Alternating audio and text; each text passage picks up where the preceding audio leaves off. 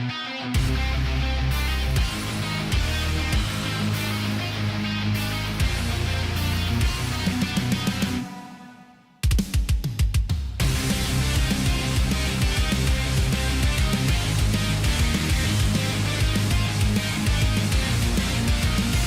righty, welcome to, never thought we'd get there, Friday. Welcome in. It is a Friday edition of the Chico Borman Show here on the Big Play Sports Network. So great to have you along, and of course, easy to follow us. You can do so on Twitter at Chico Show CLE. Also on the YouTube channel. Go to YouTube, type in the Chico Borman Show. Hopefully subscribing already. If not, well, welcome aboard. Hit the subscribe button. Also available wherever you get your podcasts. You can listen back at any time. Apple, Spotify, doesn't matter. Also live on the iHeartRadio app. So if you do not have that downloaded, you can check us out there as well. As I said, it is Friday. It is a very, very busy Friday. We've got Browns news. We've got Browns and Steelers news. We've got news from last night, which we're going to get to here in just a moment, as far as the Ravens and the Bengals, as it seems now the implications went up even higher, as if that was possible come Sunday. Bottom of the hour, 12:30, as we do each and every Friday. The Buckeyes in action tomorrow. They will take on Minnesota. It's senior day. It's also, really, let's call it what it is, the game before the game, as they get set to take on Michigan. And, oh, by the way, we have news about Michigan, which we'll get into as well. Bill Landis from Rivals and Dotting the I's and the podcast will join us at 12:30, as he does each and every week. Also, coming up at 1, I mentioned Michigan. For those that don't know, there was you may be, going through your day-to-day and going, hey, wait a minute.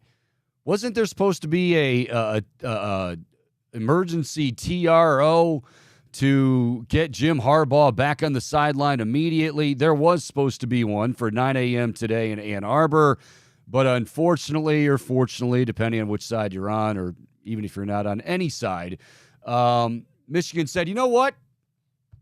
We'll take what you're giving us, Big Ten. We'll take it. So all of us looking so much forward to Jimmy Harbaugh's rendition of Daniel Caffey in A Few Good Men. That was his words, not mine. When you get a chance to see that, didn't get a chance to see that, he will miss, and I'm upset about this legitimately, he will not coach on the sideline for the game against Ohio State. Won't do it for this weekend against Maryland, but then we'll be back.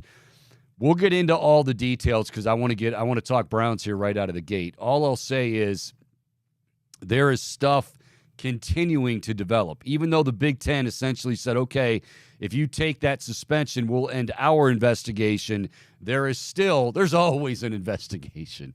And there is one. Their linebackers coach just apparently cleaned out his desk, and he's out.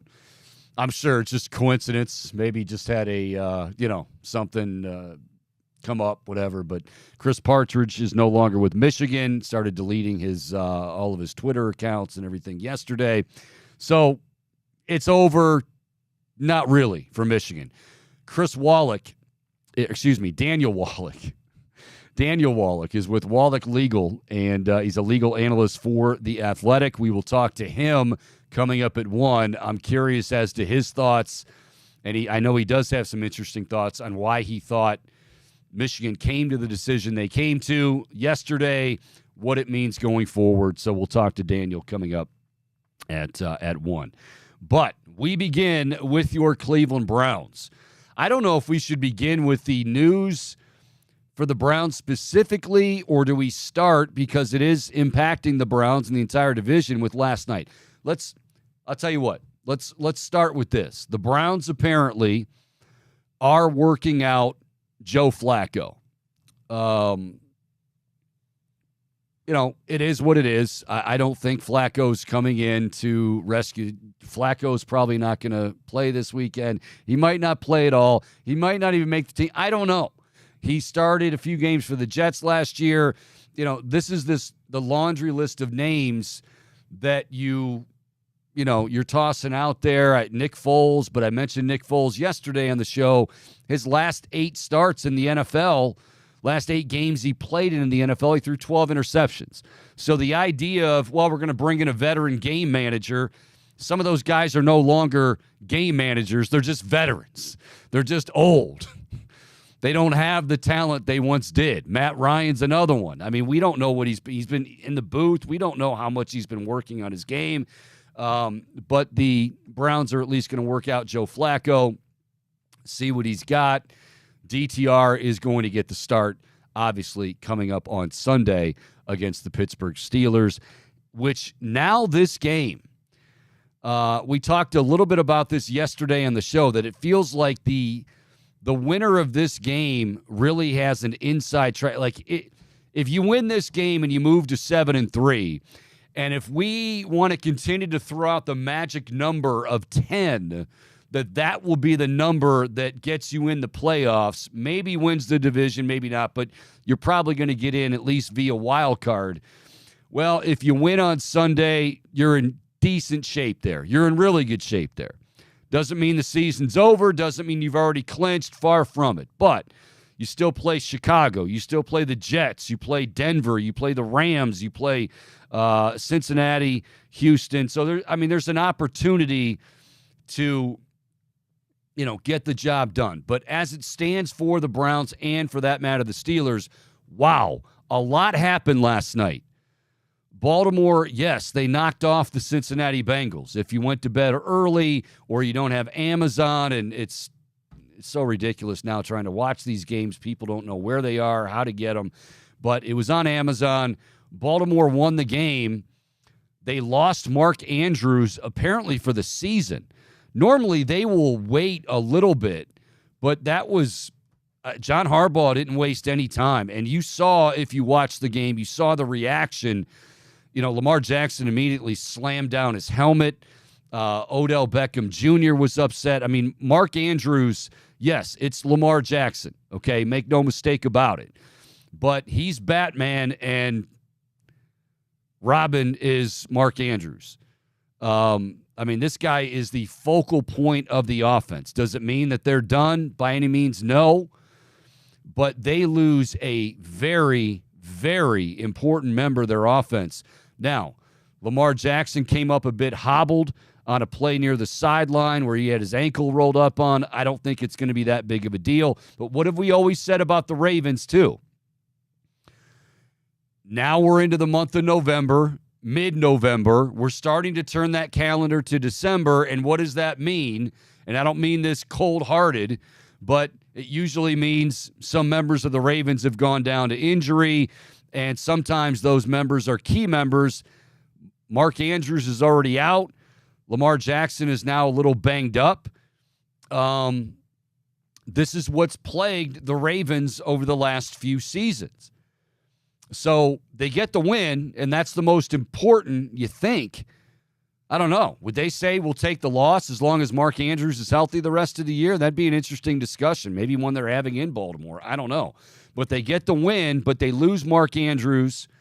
And then on the other side for Cincinnati, hello. Okay, you lost the game, and now you're really in dire straits. You're 5-5 on the season, the Bengals are. And in addition to being 5-5, right now there are no real answers. Mentioned how quickly the news came out regarding Mark Andrews for the Baltimore Ravens. The news on Joe Burrow, and let's just say it didn't look good, they're not really saying a whole lot. Is it sprained? Is it a break? What's interesting now, and is gaining more and more steam as the hours go by and the minutes have gone by since last night's game, or really since Joe Burrow went down, somebody had a clip, a still photo, I don't know if television station, who it was, but they had Joe Burrow getting off the airplane in Baltimore, or around Baltimore, the Cincinnati team plane, and he had something on that right wrist. Now, I know there's a lot of ensembles that guys wear with their coats and their shoes and this didn't look like one of those. Sometimes I've seen ladies in dresses where they have things that cover their hands and ducks in between their fingers. I don't think this was one of those. And if you saw the game, Joe Burrow, after he injured that wrist, he could not grip a football. He certainly couldn't throw the football. I mean, he couldn't even grip the football. He was angry. I think everybody was angry. And Jake Browning, when you're 5-5 and you're possibly looking at Jake Browning, there aren't going to be a whole lot of fans very happy in Cincinnati. Just the way it goes. I don't know what the diagnosis or the prognosis is. Prognosis negative. That's a Seinfeld line. Bone missed it. It's all right, Bone. The diagnosis. I haven't seen every episode like you. I've seen a lot. No, not every episode. I knew you didn't see that one. It's okay. I said it was all right. Diagnosis, prognosis, don't know. But it's not good if you're a Bengals fan. You waited so long to get this guy back to 100%, and he definitely flashed that over the last few weeks. And like everyone else, I thought the same thing. Well, go ahead and whatever you were thinking, any thoughts you may have had about the Bengals and not making it and the Bengals struggling and well, put those to rest because Joe Burrow's back. Well, this latest injury for Burrow does not look at least did not look promising last night, put it that way. So the Bengals not only lose, they lose ground. I mean, one of the teams was going to lose, but they lose ground in the division, in the wild card race, and they possibly lose the one guy they can't lose in their franchise quarterback, Joe Burrow. If we get news as the show goes along, certainly we'll pass that along to you. But, wow, a wild, wild game last night in Baltimore that, yes, makes this Steelers-Browns game as if you needed even more motivation. You know, you're looking at a Baltimore team banged up, at the very least, without Mark Andrews. And the Browns and Steelers are both sitting there 6-3. Now, as much as we laugh, how the hell are the Steelers 6-3? They've been outgained in each of their 9 games this season, but they are 6-3. Even the Steelers, you know their fans are, and their cut-off Wrangler jean shorts and stained Roy Jarella jerseys. They're saying, hey, we got a chance to win. Why not us? We can win the division. That offense isn't going to win the division. But I think if you're the Browns right now, there were, from what I understand, and there were some screenshots, a lot of pictures of tweets that were made over the last couple of days once the Deshaun Watson news broke. That's why, look, I don't know about karma. We certainly had a lot of talk about karma on Wednesday. But if there were Ravens fans taking shots or making fun of the Browns because they lost Deshaun Watson, or Steelers fans making fun of the Browns or the Bengals, in this case the Browns because they lost Deshaun Watson, well, now all of a sudden the Bengals could be looking at time without Joey Burrow, and the Ravens are definitely looking at time, looks like the rest of the season, without Mark Andrews. What I think is interesting about the Andrews injury is it wasn't a break, but it must be the dreaded high ankle sprain. I mean, for them to say he's out the rest of the year. Logan Wilson, that's one of those tackles too. I wonder if they're going to start. It's not a dirty play, but I think you could make a case that, well, there's kind of a way that, like, if you lean in with your hip as the guy's going down and you're behind the guy, you can, as Logan Wilson did, and he played a great game and he's a great linebacker. I'm not saying he's a dirty player, but twice that happened. And I think Wilson was on both ends of that. The Lamar Jackson hit out of bounds, and then the one that sent Mark Andrews to the locker room and possibly done for the season was where, like, you're dragging him down, and then you kind of, the hip lands there at that bottom area, and it's on the leg, on the foot. Is that going to be the next thing the NFL looks at? I don't know. I don't know. I had that on fair or foul, Chico. In your opinion, do you think that should be a penalty to tackle like that? You're saying you had it coming up today or for another Oh, day? wait, no, I forgot. We don't play fair or foul. But I thought I wanted to use that as a fair or foul question. So you just outed yourself, Bohm, because that goes to show you don't know exactly what you have for fair or foul before you get here.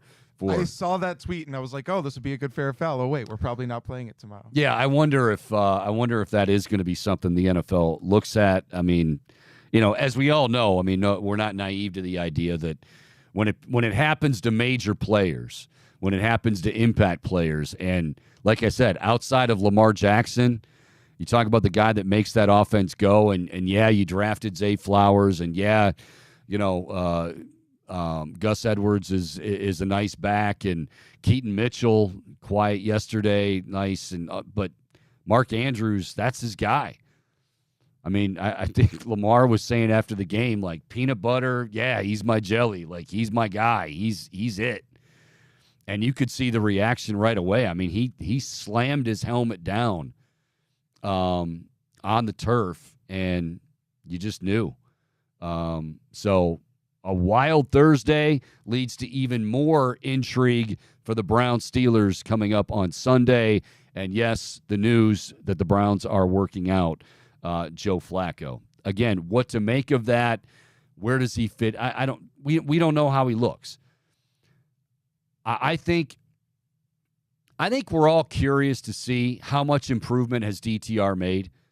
Like, we think he's made this improvement, but we're banking on the coaches because, again, the media is limited into what they can see. I laughed a little bit because somebody had some video, some clips of DTR throwing the football, and they're like, he looks like he's got some swag. It's easy to look like you have some swag on the backfields in Berea. It's another to look like you have swag or to have swag when 90 from Pittsburgh is bearing down on you. It's just a little bit different. I thought it was funny, and I don't mean this as a knock on him on DTR when he addressed the media yesterday, but how he said that he was going to watch some old UCLA highlights. Yeah. To hype himself up. Yeah. You all right, Bo? Gonna get some water? All right. It's all right. Yeah. I mean, the good news is, and I think maybe we keep trying to get down to the bottom of why did that trade happen? And the latest one is, well, Paul DePodesta.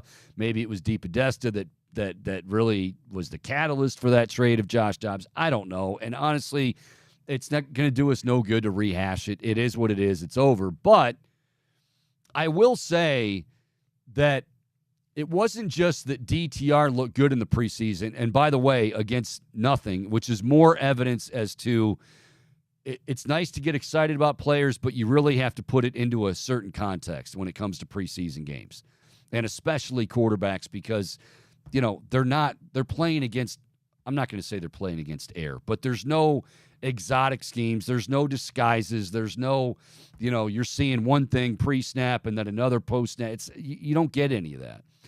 But I wonder with DTR is that the combination of him looking good in preseason and then, well, this is a cat who played 50-some games, pardon the pun, at UCLA for the Bruins. Like, man, it's not just that he looks good now, but look, this is a guy that played high-level football for many years at UCLA. He wasn't, he's not a guy that came out early. This isn't a guy that only started his final year. He started 50, I want to say it might have been 50 right on the number, 50, 51. And so him looking good in preseason, maybe we got the combination of the two excited people in Berea enough to say, you know what? Yeah, he can be our backup, no problem. Because if you remember, I was thinking about this. If you go back to the days leading up to the trade, do you remember me saying that, hey, guys, don't forget Josh Dobbs is still the backup quarterback? Because everybody just assumed, boom, that Dorian Thompson-Robinson was the backup quarterback. They were like, oh, DTR's your backup. And I'm like, this is when Josh Dobbs was still here. And I'm like, well, unless I missed something on the depth chart, it's almost like they had already traded him, at least with the fan base. And, of course, now, hindsight being 2020, we're like, oh, God, you wish you had him back. But it ain't the case. The whole thing is weird, but you hope. Everything you're hearing from Dorian Thompson-Robinson, Bohm, everything you hope that that you're hearing as far as the coaches. He's made progress. We won't know really until Sunday afternoon at 1 when he's on that field, but at least he knows now he's starting and not 2.5, 3 hours prior to kickoff like he did against Baltimore. He's not being thrown to the Wolves this week.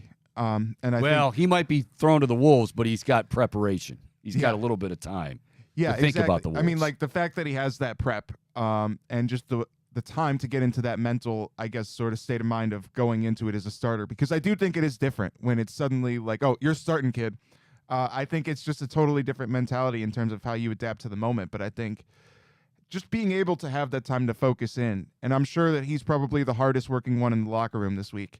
And I am eager to see how he does, but I have the utmost faith that it's going to be better than Baltimore. And he does, whether you realize it or not, Bohm, he does appreciate that. He does appreciate that, no doubt. Shout out DTR. Yeah. I just this just came across. I don't mention every single play with our buddies at Tipico, and I know we have the Big Hat Show that goes into all those different things, but I'm not going to lie. I'm looking at this this big play boost that just came across. And, Bohm, what do you think of this? Courtesy of our boys at Tipico, Browns minus 3.5. Right now, I think it's Browns minus 1, but the boost, Browns minus 3.5. Jerome Ford, anytime TD. Myles Garrett gets a sack. $50, pays out $5.75. I'm not taking that because of Jerome Ford. Kareem Hunt's been getting in the end zone. 5 straight games with a touchdown. I think if there's a running back for the Browns who gets in, it's going to be Kareem. Shout out Big Reem. Let the record show that Bohm poo-pooed all over this boost. I'm just saying, I got to be cautious with my money, Chico. You're actually more on that later. Yeah, you're right. I mean, it's a good way of looking at it. Other than that, I like it. Yeah, Garrett's gonna. Miles is gonna get a sack. He might have multiple sacks. He's gonna be fired up. He's gonna be ready to go. The Steelers' O-line is not very good. In previous years, you might say, well, but they're gonna chip him and they're gonna devote all their time, and they might still do that, and he's still gonna get a sack. But now you've got to worry about Zadarius Smith, and now you've got to worry about Obo, and now you got to worry about Dalvin Tomlinson, and now you got to worry about JOK and all. So, I mean, good luck with that. Miles is definitely getting a sack. Browns minus 3.5. I could see it being I think it's going to be a close game. I'd love to sit here and tell you I think it's going to be a blowout. I think the Browns win. Little foreshadow to our Pick 6 segment coming up that we do every Friday, brought to you by Tipico, where we make the predictions. But I think it's going to be close. That half scares me a little bit. But if you want to check it out, it is on our website, Big Play, or on Twitter, at Big Play. Browns minus 3.5. Jerome Ford, anytime TD. Myles Garrett, sack, $50, pays $5.75. So some of you may want to jump all over that, despite what you heard from Michael Bohm, who can be, at times, a party pooper. Other news from last night. Wow. Bohm. Is it Clarissa or Sharissa? Carissa. It's Carissa Thompson. Yes. She went on a podcast and said that, and I'm sure in joking fashion, well, sometimes I make reports up. Sometimes I make things. And, man, she is, I don't know if she's still employed, if they fired her. She was working last night. Well, last night, yeah. Last night is when everything broke, basically. I mean, you didn't know about it prior to that. I think it was before the game, but, yesterday. Yeah, I mean, I don't think they just she's the one leading the desk, so I don't think they could just yank her off then. But I do think that, you heard from Lisa Salters. You heard from Michelle Tafoya. You heard from, who's the gal? It's Tracy Wolfson. I'm sure Aditi would agree. Wow. Carissa Thompson basically just came out and said, I make some stuff up. If I don't have a chance to talk to the coach or if it's getting close and I'm about to go on, and I think she thought it was kind of funny. She thought it was kind of in jest. And I mean, this is one of those where normally I think firings are a bit of a, they had to do it because the groundswell of support, or the groundswell of the opposite of support, was gaining a lot of steam and they had to do something. But how can you still employ her if you're trying to every media outlet, national, local, regional, television, radio, print, you know what their number one, even if they don't do it all the time, their number one thing is trust us. Come to us first for all your late breaking news. Come to us first for the latest on Joe Burrow's wrist. Come to us first for the latest on Mark Andrews' ankle, Lamar Jackson's ankle. But now all of a sudden, if somebody sees Carissa Thompson, they're going to be wondering, is she lying or telling the truth? And I'm not, I'm sure she's probably good at what she does, but this is where if you're her employer, I don't think she makes it through the day. I don't think, unless she's just going to be at the desk. I think you just take away sideline reporting responsibilities, because she could still run a desk. I feel like she could still host a show. Yeah, but again, anything and I'm not looking for, I'm usually somebody that says, it's not that big of a deal. You don't have to fire them, but I'm sorry. When everything coming out of her mouth for some people, it's just going to be wah, wah, wah, wah, wah, wah, wah, because they don't know if it's going to be the truth or not. Whether it's a sideline report. I mean, not all the sideline reports are updates on injuries. It can just be, let's go down to the sideline and Carissa Thompson. Yeah, guys, I talked to Coach Harbaugh coming out of the locker room, and he said they absolutely have to run the ball better. Carissa, is that true? No, I made that up because I didn't have a chance to talk to John Harbaugh, but I'm sure if we did talk to John Harbaugh, he would say we have to run the ball better. There's a part of me that says, she was just joking around and having some fun in a podcast. But then when you see the reaction, and let's face it, a lot of the sideline reporters, and a lot of them are women, some of them have a hard time being taken seriously anyway, which is totally unfair. But that's why you heard from the likes of Lisa Salters and Michelle Tafoya and Tracy Wolfson saying, my God, we already have a hard enough job being taken seriously. And then Carissa Thompson comes out and says, yeah, well, sometimes I just make up reports. I'll be shocked if she makes it through the day. Nobody wants to see anybody fired. But, I mean, again, the number one, what's everybody's mantra? Your number one source, first and most accurate, first and most correct, first and whatever, truth, integrity, all of that. Well, you can't really promote that now. You can't. You just can't. So it was, Thursday was wild. And we thought it was wild just, coming back from the news about Deshaun Watson. But, man, it got even more wild Thursday night with the football game and Mark Andrews' injury and Joe Burrow and what's going to happen with the wrist. And then you got Carissa Thompson, and all these sideline reporters are just breathing fire, and I really don't blame them. It's nice to just kind of, be in the comfy confines here and be able to welcome in guys like Bill Landis and sort out fun little scandals like Michigan. That's what we like to do. Bill Landis covers the Buckeyes for Rivals and Dotting the I's, and of course the podcast, and he joins us each and every week. We love talking to Bill. Follow him on Twitter at Bill Landis25. I'm just curious. It's big news. What do you make of Carissa Thompson saying that? Wow. Yeah, sometimes I make stuff up.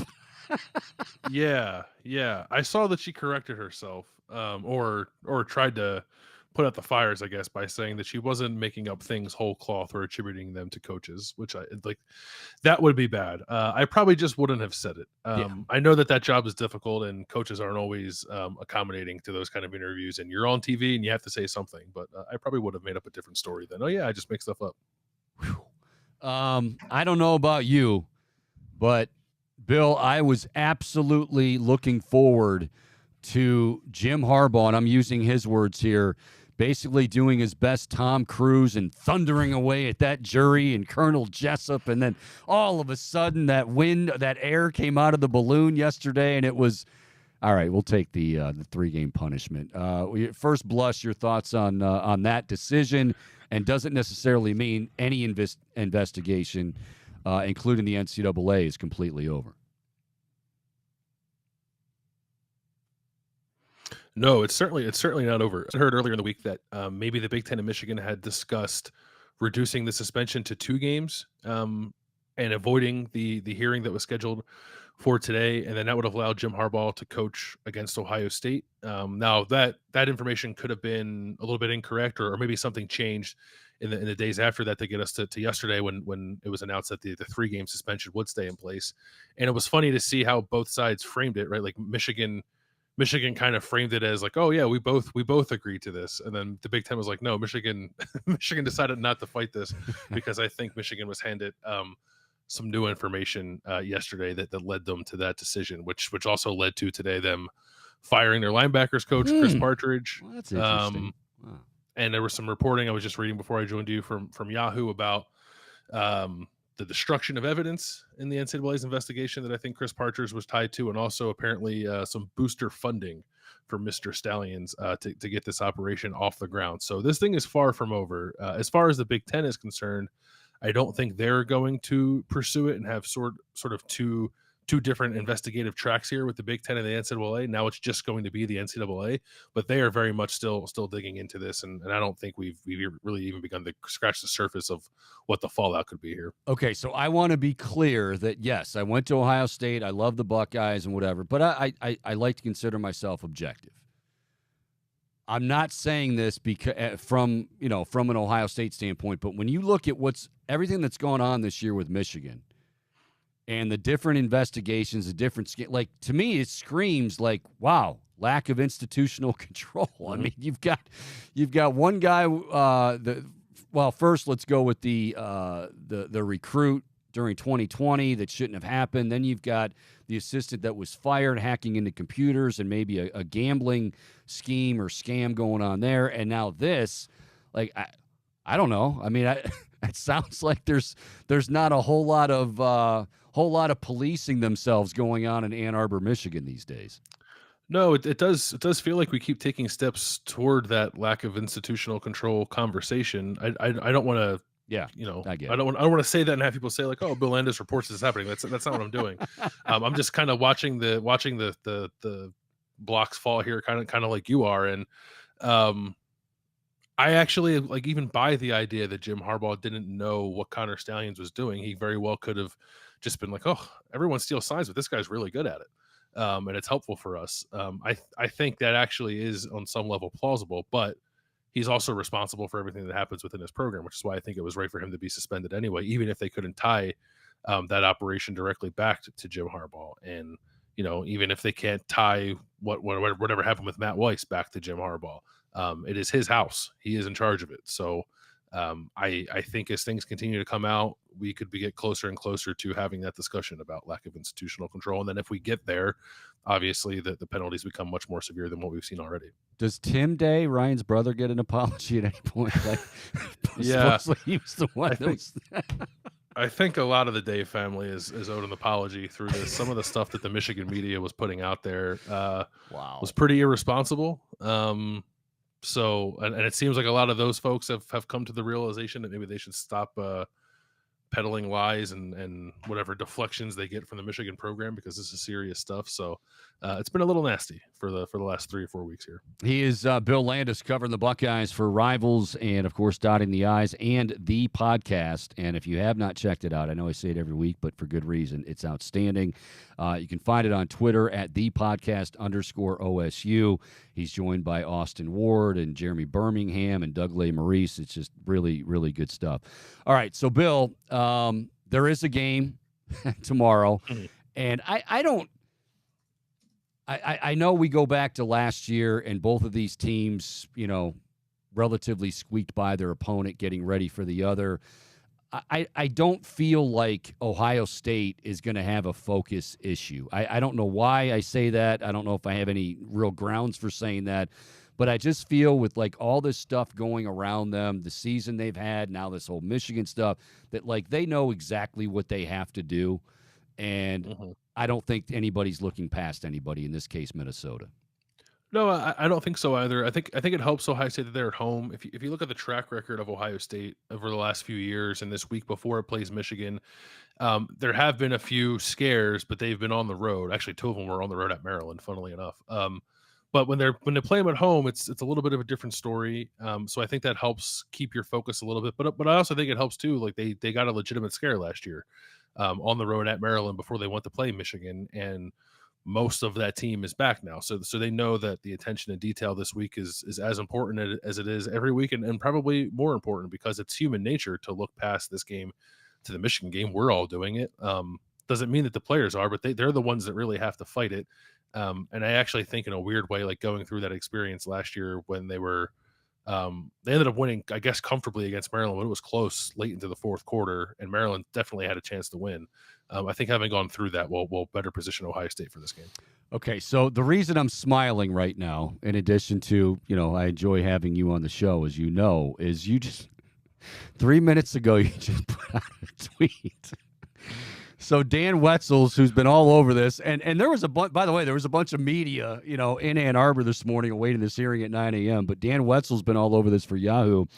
And he wrote, the NCAA presented Michigan with evidence that a booster named Uncle T allegedly funded part of Connor Stallion's scouting operation. We could throw it out there that maybe Uncle T is Uncle Tom Brady, who has connections to Michigan and has a few extra dollars, I'm sure, to throw around. I don't want it. Listen, we're just piecing the clues together here. Yeah, absolutely. Who's the most famous T with the most money that has anything to do with Michigan? I think it might be Tom Brady. So, and he's got a lot of free time on his hands now. So, who knows? I love the fact that you're so versatile that you're like, yeah, I've got this Minnesota game. We can talk about that. You want to talk a little about Michigan? We'll break down Michigan State, and I might have a clue or two for you as far as this whole Ohio State scandal. All right, let's go, Bill. Let's go back to Michigan State. First and foremost, it was the game that everybody needed to see from Kyle McCord, and he delivered from the very beginning, and I think everybody's probably breathing a big sigh of relief after that game. I don't care about the opponent. He played well. Yeah, I think you're right. I know that I felt like I learned something about Kyle in that game, and you do factor in the quality of opponent because you want to be realistic about what it means, but I wanted to see whether or not Kyle could string together a couple of like high level throws in one game, because we've seen flashes of it here or there, but I don't really know that we've seen the consistent kind of performance that we saw against Michigan State. And it's not like he was throwing the guys who were wide open the whole time. That would be one thing, but like the first touchdown pass to Marvin Harrison Jr. was an incredible throw, like in a bucket over his shoulder, close to the sideline, but not too far, so that Marvin can still get his foot down. There was a defender right there. That was an incredible throw. The back shoulder touchdown throw to Kate Stover was an incredible throw. He had a few others in that game where I thought he probably had 5 to 6 what I would consider like big time throws, the kind of throws that you expect an Ohio State quarterback to be able to make kind of regardless of what the coverage looks like. And Kyle made them. A big piece of it was he wasn't pressured. It was the least amount of pressure he's faced all year. I think it was like 12% of his dropbacks or something like that. So he got to operate comfortably. And we've seen all year that when Kyle can have his feet under him, he's pretty good. That the throws are usually accurate, they're usually on time. He's usually making the right decisions. It's when the plays break down and when he is under a little pressure, if he has to move, or if he gets hit, even that things start to unravel. And I guess that's not uncommon for an inexperienced quarterback, but he needs to continue to grow there.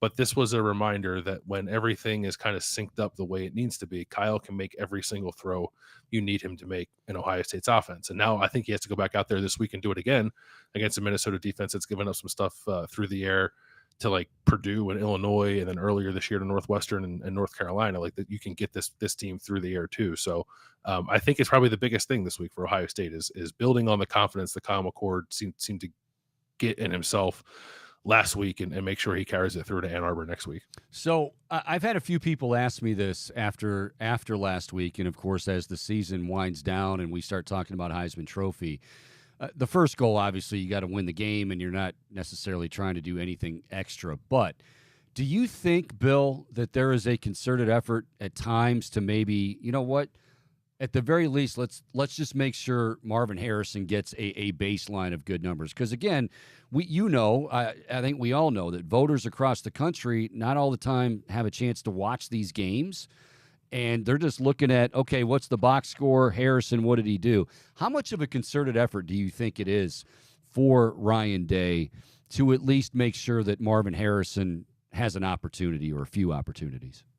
I think it's real. Ryan Day was asked about that. I can't remember if it was this week or last week, and he kind of downplayed the idea of doing that. But I think they are, and I think it's okay because you're right. Yeah. There's 900 Heisman voters, and too many of them don't even cover college football, and many of them don't watch the games regularly. So a lot of those people will be watching Marvin against Michigan. Maybe they watch them against Penn State, or they'll watch him in the Big Ten championship game. And he has to play well on those stages and impress those voters. But then those voters also need to be able to go look at the cumulative data from the season and make sure that Marvin is on par with all the other receivers across college football. So that's why games like last week are important. And even the game against Rutgers, where I think he only had 4 catches in that game, but he had 2 touchdowns. I think they kind of forced him the ball late in that game, but they didn't have to make sure that he at least got into the end zone twice and kept pace that way. And I do think you need to do that. And Ohio State has pushed Marvin for the Heisman Trophy, I think, more than they've pushed anybody in my time covering the team. They've had real candidates. Dwayne Haskins was one. JT Barrett was right there a few times. Justin Fields certainly was a finalist, and CJ Stroud was a finalist, and those guys all had momentum behind them. But I feel like Ohio State is really pushing Marvin right now because I think he probably has the best chance of anyone to win at this stage of the season. There's like Michael Penix Jr. from Washington's there. Bo Nix from Oregon is right there. Jaden Daniels, the quarterback from LSU, his numbers are hard to ignore. And then it's Marvin, I think. And if Marvin continues, the way he's gone against Minnesota with just making sure he's got the right number of catches, yards, and touchdowns in that game, and then has his best game of the season against Michigan, I really do think he's going to win it. But yes, Ohio State, I think, is aware of that. And, as much as it can, it's going to make sure that Marvin gets his, and even in games where they're playing overmatched teams. You had a good write-up on Jim Knowles and talking about the Buckeyes defense this week for dotting the I's. So let me ask about that side of the ball. First of all, just dealing with Jim Knowles from last year to this year, does he seem like more relaxed? I know he's a pretty, type A personality, it would seem. Mm-hmm. But does he seem more relaxed, more confident in where his defense and where he is, quite frankly? Yeah, I think he's more comfortable. It was like last year there was such a good turnaround from what they were the year before through the early part of the season. And I'm not saying that like Jim Knowles was resting on that in any way, but he was more willing to talk about their successes last year because, it's nice to talk about yourself when you're doing well and people are throwing praise your way. And it's interesting this year when we've tried to do that with him this year because they are playing well and playing better than they did last year. He downplays it tremendously. He's like he acknowledges that they are doing some things well, but he reminds us that it's all about what happens in what he calls the matchup game. So the Penn State game, the Michigan game, maybe the Big Ten championship if you want to include that, and then certainly the college football playoff, assuming Ohio State gets there. So I think he is more aware of the larger picture this year. Last year was about finding immediate results and instilling that system and making sure guys were comfortable in it. And now that he's in year 2 and everyone does seem comfortable in that system, It's making sure that Ohio State is not just improved on defense, but actually has a championship level defense. And I think if you caught him in an honest moment, he would tell you that he thinks they're building toward that and have been all year. But and the difference from last year is I don't think he'd say that out loud, when last year he might have. A few more minutes with Bill Landis, of course, covering the Buckeyes for Rivals and dotting the I's. And, of course, check out the podcast as well, the podcast _OSU. Okay, one of the things we've been talking about the last few weeks, we'll continue to talk about for the rest of the season, is injuries. And I know you and I had the conversation last week that, yeah, Ryan Day is, without a doubt, being very, very careful, very cautious with some of his key guys, knowing that, hey, November 25th, I want to have as many healthy guys as I can. Michael Hall was added to that list, leaving the Michigan State game early up front. What is the injured list look like heading into Minnesota for this week? So Mike Hall is probably the most interesting one. It was odd. We didn't really see what happened there. I know Austin Ward, one of my colleagues at the podcast, said that he thought he saw a play where Mike got kind of like bended backward kind of awkwardly on a run play, and then we both saw him leave the field. He didn't come back. When Ryan Day was asked about that on Tuesday, he just sort of said, I don't have an update, which was not, the best thing to hear, because usually that portends something a little longer term. But then we've heard some stuff since then that it's probably not long term. Like maybe he won't play this week, but I think he won't play this week because they want to make sure he's ready for the Michigan game. So I think they might be okay there. Tommy Eichenberg did not play last week. He has been practicing this week. I think he'll play only because it's senior day and it's his last game in Ohio Stadium. He does have eligibility left, but everybody thinks it's his last game in Ohio Stadium. So even if he's not quite 100%, I still think you'll see Tommy play at least a little bit. Josh Proctor, who also didn't play last week, should be back. They're pretty okay on the offensive side of the ball. Emeka Ibuka is still trying to knock off some rust from being off for about a month, but he'll be out there. He was out there last week. And then the other update this week was Lathan Ransom, the safety.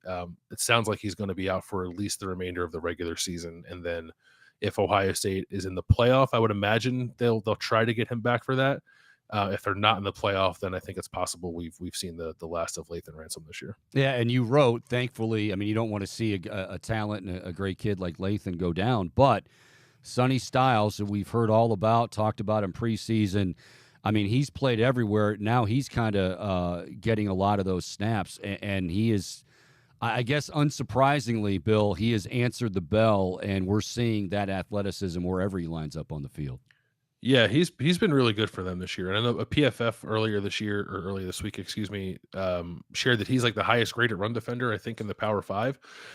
So he's played exceptionally well, no matter really where they put him. And he's been versatile, playing the run, playing the pass as a guy who's a little bigger, covering some slot receivers, and he's done that okay as well. So he's an important weapon for them because you can kind of put him at all three levels of the defense and trust that he's going to play well. And his play, I think, has been a little bit of a microcosm of what's been maybe the biggest revelation about this defense this year is the depth in the secondary has been tremendous. They had to play a couple times without Denzel Burke, a cornerback. It went fine. They played a true freshman, Jermaine Matthews, in there, and he more than held his own. They've had to play a couple times without Josh Proctor. Malik Hartford, a true freshman, have stepped up and played there. Now they have to play recently without Lathan Ransom, and it's been the tandem of Sonny Styles kind of bumping back to play Lathan's spot, and then Jordan Hancock playing the nickel position in place of Sonny, and they both filled in tremendously well for him. So there were times last year, and oftentimes last year, where they would lose guys in the secondary, and it did not look good. And it was usually the Achilles heel of that defense in terms of giving up big plays. And this year they've been able to weather a couple of injuries back there, both at safety and cornerback, because the depth is just so much better this year. So we'll get you out of here with this. We did mention Minnesota, certainly not glossing over them, but a 500 team at 5-5. The rankings, as far as offensively, not very good. One thing that I found interesting in the write-up, though, you guys were talking about how, yeah, I mean, offensively they're not very good, but they'll hold the ball for a long time. And then, ironically enough, they're very efficient on fourth down. So, I mean, time of possession, that would be, I guess, their formula if they are going to pull this monumental upset. But what do we expect to see from the Gophers? Yeah, just that. They're going to run it a lot and try to keep away from Ohio State and limit Ohio State's possessions. They are an interesting team in that they are tied for first in the country in fourth down conversion rate at like 85%. They're tied with Georgia. but on third down, they're number 100 in the country. So that doesn't really match up there. So I think as long as Ohio State, as funny as it sounds, can keep Minnesota out of fourth and manageable, I think they'll be okay and be able to get the ball back to the offense as much as they want to. Well, I'll tell you what, I feel confident that with the team of yourself, Austin Ward, Berm, Leigh Maurice now into the equation, Uncle T's true identity is going to be revealed. And I'm going to say, if it's who we think it is, then you're going to be the reason why, Bill. You will be the reason why, and that's good work out of you. Yeah, he's either funding the scouting program or he's at Cleveland Hopkins Airport waiting for a tryout for the Browns. Either both. One. He can be. He's Tom Brady, so he can do both at the same time. It's amazing. Yeah. Bill, keep up the great work, buddy. Looking forward to this game and really looking forward to talking to you next week ahead of that trip to Ann Arbor, buddy. Thank you for the time as always. Yep. Talk to you next week. All right. That is, again, Bill Landis with Rivals, dotting the I's, and, of course, the great podcast. Certainly encourage you to check it out. Like, they're funny as hell. I mean, they give you a lot of great info, but, like, Berm is very stoic. We've had Birmingham on the show. Berm's very stoic. Ward's kind of the guy that, keeps it going. He's kind of the moderator. Leigh Maurice can be a bulldog. Like, Leigh Maurice was the one that went at it with Kirk Ferentz about, his son.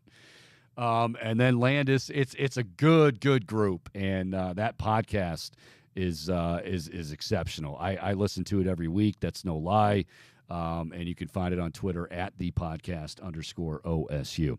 All right. We'll keep it right here. We got coming up here in a little bit, Daniel Wallach, who is a legal analyst for The Athletic, and he will be joining us, kind of talk about I had him planned all week, and the thought was, okay, the restraining order, the hearing, I should say, for that injunction is going to be heard at 9 a.m., and we'll get his reaction to it. And then Michigan decided, you know what?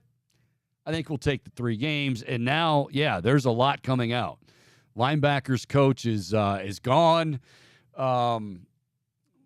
I don't know. We'll have to tune into game day tomorrow to see if Dez announces that Chris Partridge was also a rogue operative, even though he was the linebackers coach.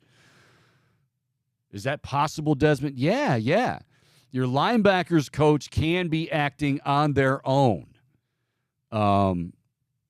This is just, I think Bill nailed it. When you look at everything in totality, I'm not just talking about the scandal.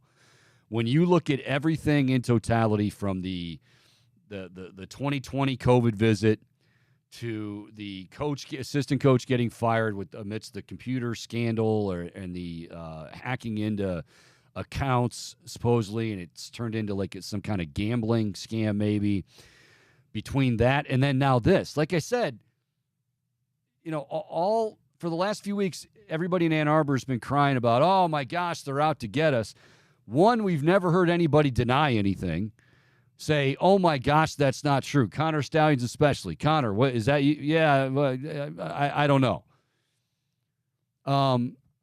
Nobody has denied anything that's gone down. And then now you look at this situation, and I don't know what the definition of lack of institutional control is, Bohm. And quite frankly, I don't want to see them get it, because I would love to see Harbaugh on the sideline on the 25th.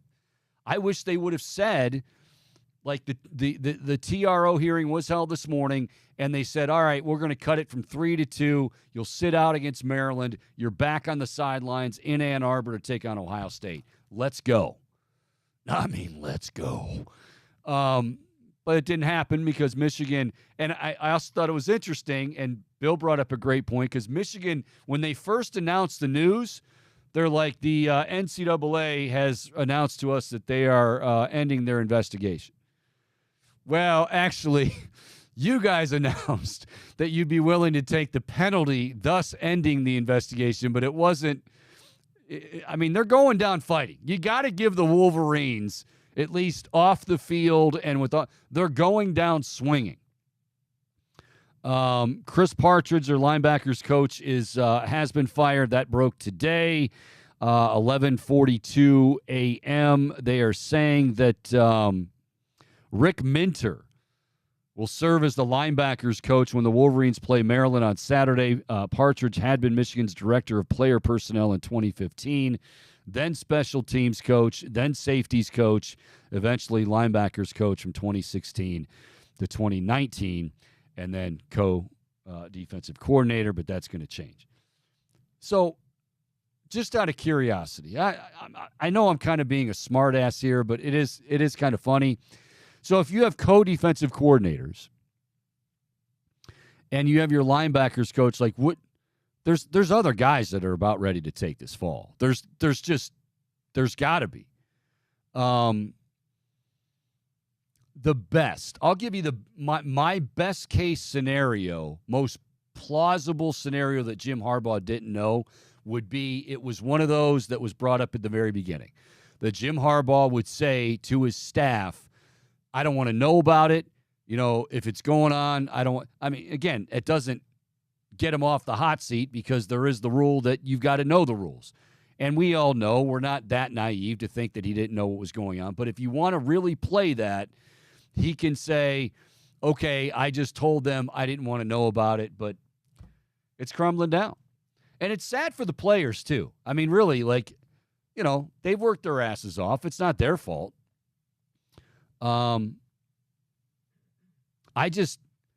The important thing to remember, and I know Daniel's going to join us here in a bit to talk about it. I think just because the Big Ten has decided or has told Michigan that if you accept this 3-game suspension, we're done investigating, I don't think that means the NCAA stops investigating. So these other skeletons that are all of a sudden coming up, yeah, not good. Not good. It's just looking worse and worse, Chico. But again, it's also, this game is so huge. We know that on the 25th. But it really is like if Michigan beats Ohio State like they had the last couple of years, it's going to be like, well, hey, you know what? Amidst the distraction and no cheating and our coach not even on the sideline, we still beat you. And for Ohio State, it's, see what happens when you don't have that's what is ratcheting this up to levels that we haven't seen. In my opinion, I don't think it has been this tense and have this much vitriol since the days of Bo and Woody, when they, ironically enough, would accuse each other of spying, sending spies to practice, sending spies dressed as cute waitresses at team dinners before the game. I would have loved to have been you're having, it's probably closed off when the team's there, but wouldn't it have been fun if you're just like having dinner there?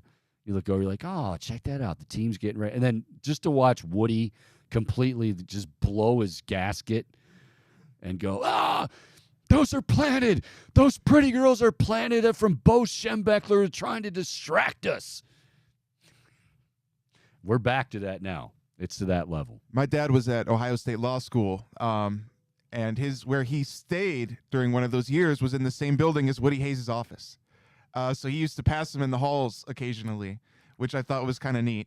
And he did pass the bar, by the way. So EK said, those Ohio State law students don't pass the bar. Oh, yeah. He was talking. All in good fun. All in good fun. I know.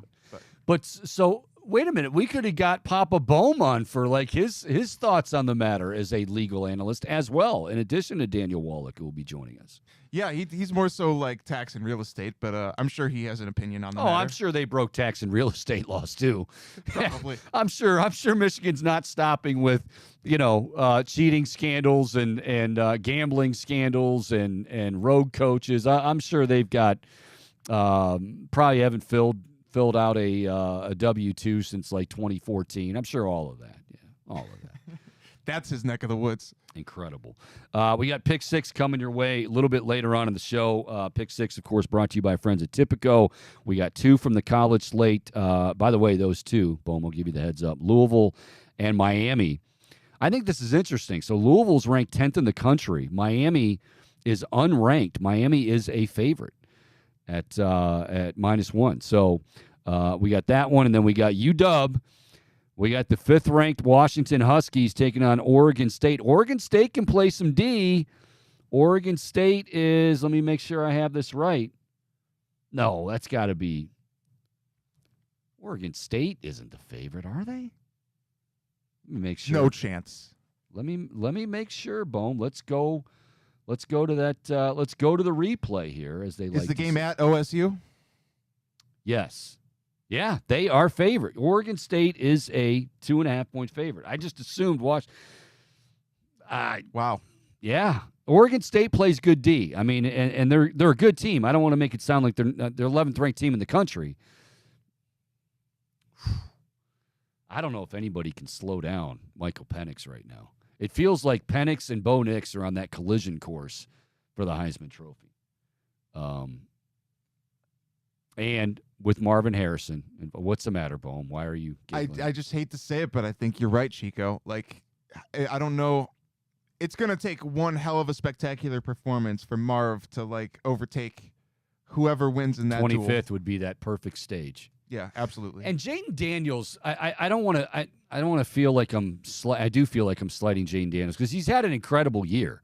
I mean, what was the one game he threw for like 300, rushed for like 250? I mean, he's a stud.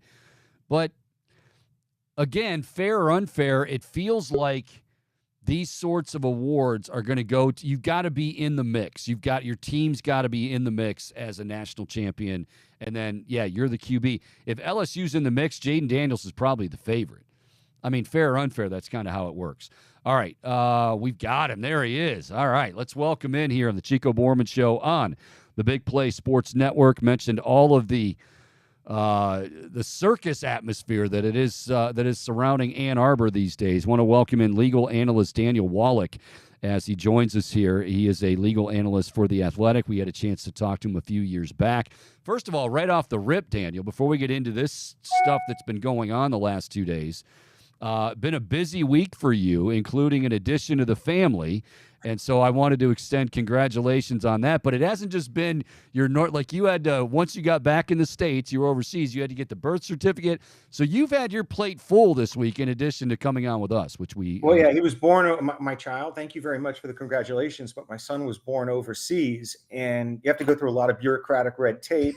And to prove citizenship, you have to compile like your whole life history and fly to the U.S. Embassy in the capital of whatever country you're in and have sort of a document produced called a CRBA, and then they also issue a passport.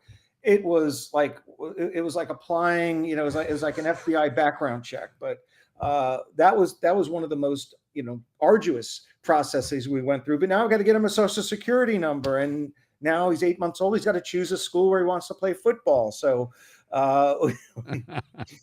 we've got a lot to deal with in our first week back, but so far so good. Got to have those priorities. I love it. Daniel Wallach, again, legal analyst, joining us. Follow him on Twitter at Wallach Legal. He's gaming law, sports betting attorney as well, founder of Wallach Legal and at UNH Law Sports Wagering. All right, let's get to Michigan now. We thought, and we had this planned all week. And we thought that hearing was going to take place 9 a.m. this morning in Ann Arbor, and it was going to be Michigan and whoever. I'll tell you what. Let's start there. If it would have taken place at 9 a.m., like what was give us like the Cliff's Notes version of how those things usually play out. Yeah, sure. It would have been not like a trial, but there would have been witness testimony. It may have been like akin to an evidentiary hearing with argument on the law, the facts. And I think what was in Michigan's corner in terms of having a compelling argument is that if you're just challenging the duration of the suspension because it's unfair or excessive, courts are never going to second guess, or rarely are going to second guess sort of administrative agencies or private associations. The best line of attack against an association that has its own internal disciplinary system is that they didn't follow their own rules, that there was a deprivation of due process. They didn't go through the procedural requirements that are spelled out in their own rules. And courts love those kinds of failures. And I think that would have given Michigan, almost like the inside track of prevailing in a court in Michigan, right? The best place to be to argue something like this against the Big Ten, which is an out-of-state association, is having this case play out in the state court system before a friendly judiciary where you have a process-oriented failure. And those are among the rare occasions where courts will second-guess the disciplinary decision-making of a private association such as the Big Ten. Daniel, do you think it's any coincidence that the day after we find out that Michigan says, okay, we'll take the 3 games, Harbaugh will take the 3 games, that now all of a sudden their linebackers coach, Chris Partridge, is gone. So it feels like Michigan knew, like, okay, there's some stuff that they have, and we're probably just best suited to go ahead and take this and be on our way. Yeah, I mean, as a member of the Big Ten, they're essentially suing themselves. It's difficult to have harmonious relations with your fellow member schools and the Big Ten if you're mired in a nasty litigation like this. And I think they realized that this was probably not a good look for the university.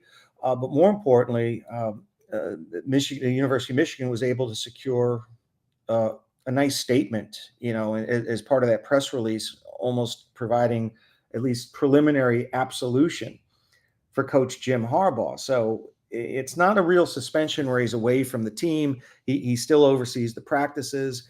It's only 3 games, and they absolved him, or at least the Big Ten absolved him of having, at least at this point, any active role or participation in this in this scheme. So it wasn't a coincidence that the press announcement or the press releases contain the statements they had. I think that was a negotiated resolution behind the scenes, and these are decisions that are being made by university presidents. And when you consider the gravity of the suspension, which really wasn't that severe, because it's only game day and it's only 3 more games, I think they made a calculated decision to eliminate the risk of creating open warfare within their own conference and having bad feelings, with the member schools and with the Big Ten. I think it was an excessive, it was a premature punishment, but in the end, it wasn't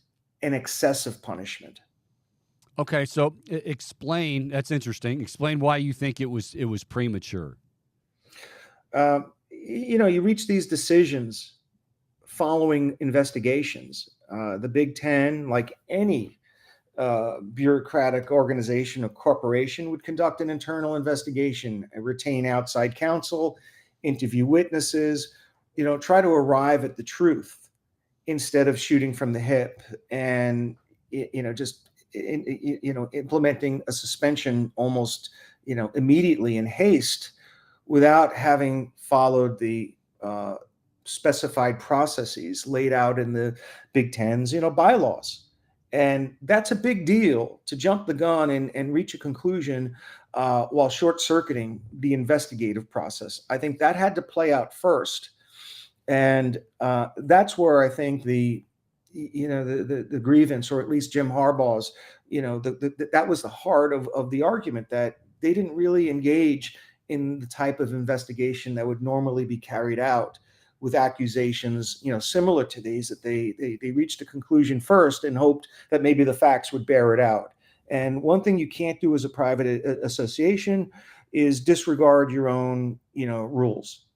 So, and when you disregard your own procedural safeguards, you're opening the door to having a court, smack you down. Sure, and you laid that out very well. Let me play devil's advocate here, only because, this situation, by their own words, by the Big Ten's word, by Michigan's, everybody's been saying unprecedented.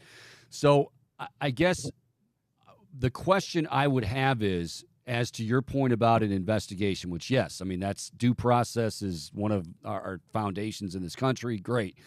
What if there really wasn't much of an investigative process needed, because all the video, and the other thing was, Michigan wasn't denying any of this. Michigan was just like, they either said, well, he was acting alone, Connor Stallions, or they would come back and say, well, everybody else is doing it. But in that letter with all the allegations, they didn't deny anything, and it almost sounds like we didn't really have to do a whole lot of investigative work because all these other schools were putting the film of Stallions right in front of, in this case, Tony Petitti's nose. Yeah, but the unknown at this point is the extent of Coach Harbaugh's Sure, you're right. involvement and their knowledge. They didn't know that. They Yeah. couldn't have known that. All they had was a culpable staffer, and you could impute that behavior back to the school, but not necessarily to Harbaugh. Good point. Good point. All right, so I'll let you go with this, buddy. I know, as we said, it's been a very busy week, and we appreciate your time. With this decision today, or the I guess the agreement reached yesterday, does this mean, it sounds like the NCAA, the Big Ten says, okay, hey, we're done. You're not going to hear from us again, and you can continue on with your season, although Harbaugh is going to sit out the next 2 games. Is the NCAA done? And are they still investigating? Well, if you look at their track record of conducting investigations, the wheels move very slowly. Yes, they do. I wouldn't expect any resolution anytime soon. And what also has to be taken into account is that Jim Harbaugh is often flirts with the National Football League head coaching position, and if he goes to the NFL, there's really no jurisdiction over him anymore. It becomes simply an NCAA investigation against the school, not necessarily against a former coach anymore, because once he's a former coach, there's no jurisdiction over him. You can't suspend somebody who's not part of the NCAA anymore. So, yeah, I expect it to take a little bit of a long time. But I'd also, say that Jim Harbaugh's future employment status may reduce the impact of any such investigation. And Daniel, in closing, we've been saying this. What also could extend the time on this is that the NCAA is not just investigating this. Like Michigan, they've had themselves quite a year. I mean, they've been busy, not only on the football field where they've been great, but between the assistant coach and they're still looking into the computers and the gambling. Exactly. Right. So in 2023, I know the NCAA has published all these new rule changes and reviews and news releases to try to wrap their arms around how to best handle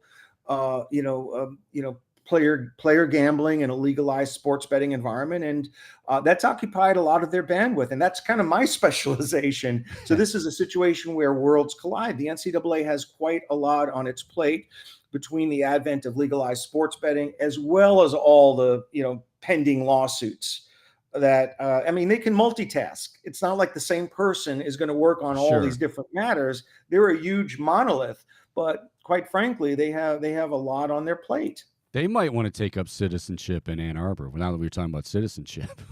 I'm surprised they didn't remove the lawsuit to federal court. If the Big Ten, if the Big Ten is a defendant in a state court in Michigan, I don't like their chances. Great point. Wow, great point. Daniel Wallach, again, he's with Wallach Legal. Follow him on Twitter at Wallach Legal. That's WALLACH. Legal. Daniel, we really appreciate you taking time, as I said, and you just pointed it out. It has been a crazy week for you, but you shed some light on some very confusing topics, and we appreciate it. I appreciate it. I think this interview might be the sort of the turning point for me in getting reacclimated again. I'm feeling all this energy now, and spending a week being frustrated with all this bureaucracy. It's nice to get back into the chair again and start doing what I think I do well. So this is the first opportunity where I can get to do that. So I guess I thank you, and you just send me an invoice. Well, yes, we might be touching base with you very soon, by the way. Anytime. Who knows what's going to happen? The email address, the Twitter handle, the LinkedIn bio. No place for me to hide. Daniel, thanks again, buddy. Have a good weekend. Thanks, Chico. Have a great day. All right, you too. That's Daniel Wallach, new Papa, of course. You heard everything he had to go. You had to go to the U.S. Embassy. Where did he say he was? Was it Germany? He said, I believe. But that's a lot of work. That's a full month in a couple of days that he had to tackle. But the good news is, the great news is, everybody is safe and sound, and we're certainly happy about that. Good stuff there from Daniel, and some interesting points. Yeah, as far as the investigation, I think what this is going to come down to, and the Big Ten has been very, very clear on this. I think everybody's been very, very clear that this is an institutional penalty with Jim Harbaugh taking the fall because he is the face of the institution as far as, in this case, the football program. But they are still maintaining, for now, the NCAA is not done. They are still maintaining for right now that Jim Harbaugh had no knowledge. Now, you can certainly, as you're eating your lunch, spit it out, laugh, have a good chuckle, because I think we all do. But I think that's where it's at right now. All right, we'll break. When we come back, we got to get back in to the NFL slate, get back into college football, only on the field this time. We call it Pick Six, predictions from 6 different games, 2 from the college slate, 4 from the NFL slate, concluding, as always, with the Browns. And, oh, by the way, Browns entertaining the Steelers. Both teams 6-3, huge implications, just how we like it. Pick Six, brought to you by Tipico, is coming up next on the Chico Borman Show, right here on the Big Play Sports Network.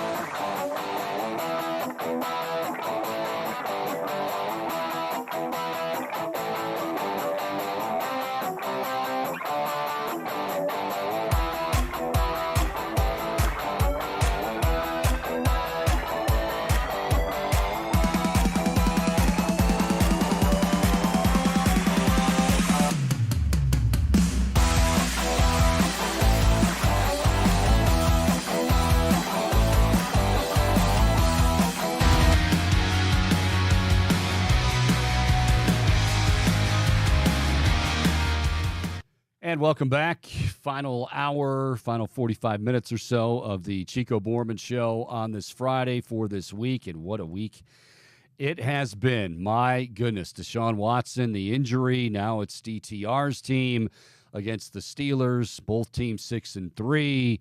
A lot of implications and even more implications after last night's game.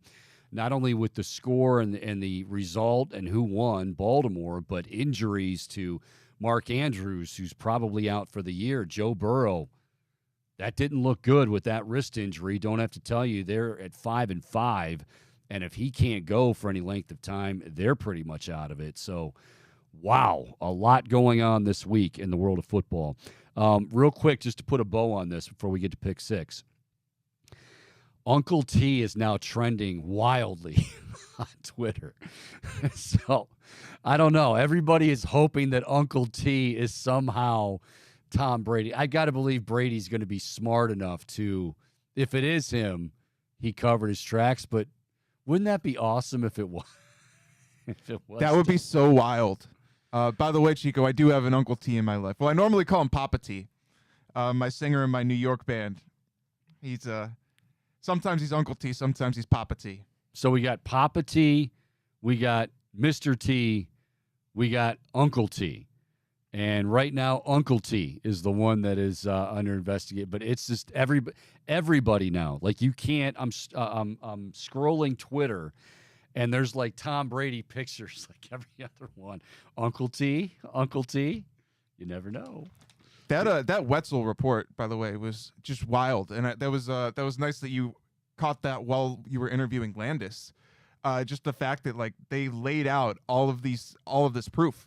And it sounds like there's going to be more to come. So this particular proof they said came from the NCAA and not the Big Ten. That's what Wetzel's saying. Everyone talks about how slow this investigation is going, but it sounds like they're moving. They're making some progress here, Chico. Well, you know what it is? I think the NCAA, it's when they make their ruling. Like their investigative process, I think, moves right along. I mean, think about, though, if you think about the basketball scandal, the FBI scandal, you realize how long that lasted? With Bill Self and I mean, it was forever. They just and I love to believe this is where the NCAA doesn't get the benefit of the doubt. I would love to believe, like everybody else, that this is just them being extra. Hey, this is important stuff. We're gonna make sure that we got our I's dotted, T's crossed, blah blah blah blah blah. No, it's not. It's just they do their own thing. They beat to their own drum. What I think is interesting, Wetzel has come out and said he legitimately, genuinely does not believe Harbaugh had any idea. I mean, it's one thing to say you don't believe that there's proof and that they can't, and they might not be able to prove that. But like Wetzel, and Wetzel's as good as it gets. I mean, as far as investigative journalism goes, this guy is right at the top. But he's been saying this now for a few weeks, and he's been standing by it because he's been taking some criticism from colleagues and he continues to say, even after yesterday's ruling, he's like, guys, I still believe that Jim Harbaugh had no idea what was going on. But I think he did he did amend it a little bit to say, and if he did, like I was saying earlier, he just said, I don't want to know about it, because there's no way that he couldn't have any idea. But how much did he play a part in it every week? How much I don't know. He calls a lot of the offensive plays, though.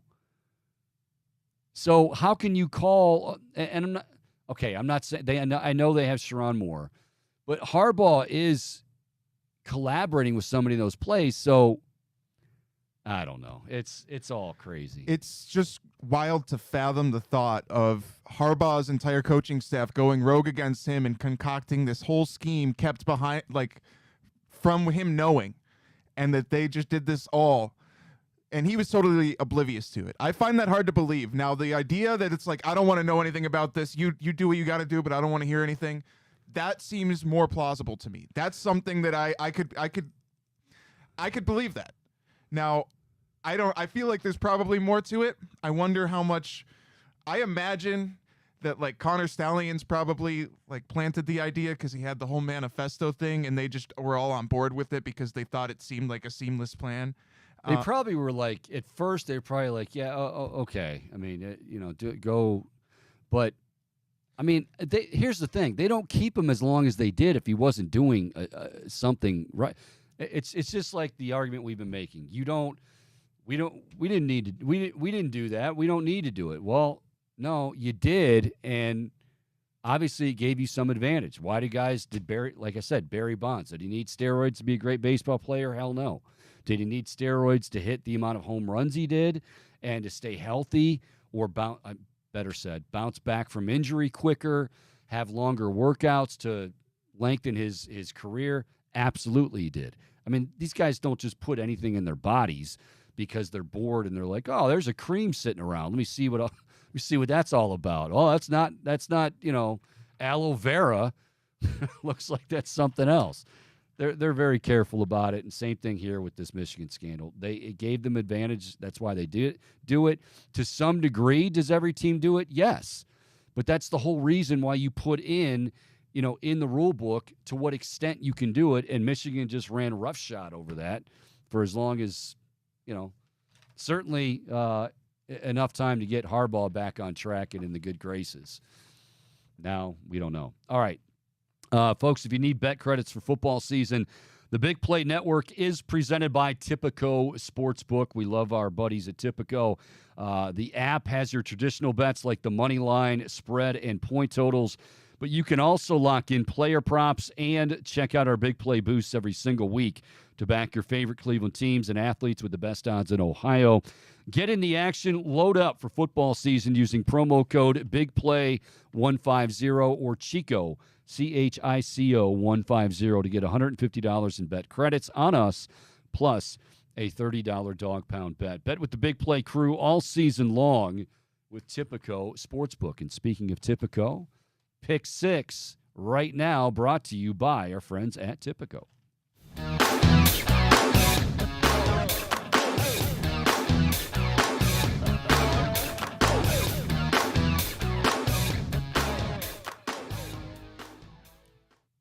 All right, Boom. You ready to roll here? Pick 6. Let's kick this thing off, Chico. Of course, we'll end it with the Browns and the Steelers, so stay tuned for that. But we've got 2 from the college slate, 4 from the NFL slate. We're going to start with Louisville and Miami. And I kind of mentioned this a little bit earlier in the show. So Louisville's ranked 10th in the country. Jeff Brom's done, and he's an offensive, very bright offensive guy. Louisville's 10th in the country. They're at Miami. The Canes, unranked, are a 1-point favorite. The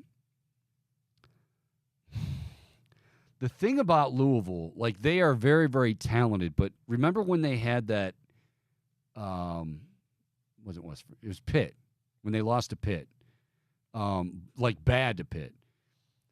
They have those games, and if they don't have those games, they have those quarters or halves where they do that. But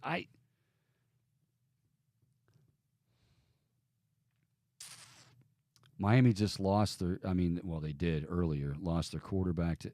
I got to go Louisville. I mean, I know they haven't been great on the road. They haven't played many road games to begin with, but I got to go Louisville getting the 1 point. But I think they beat them by about 10.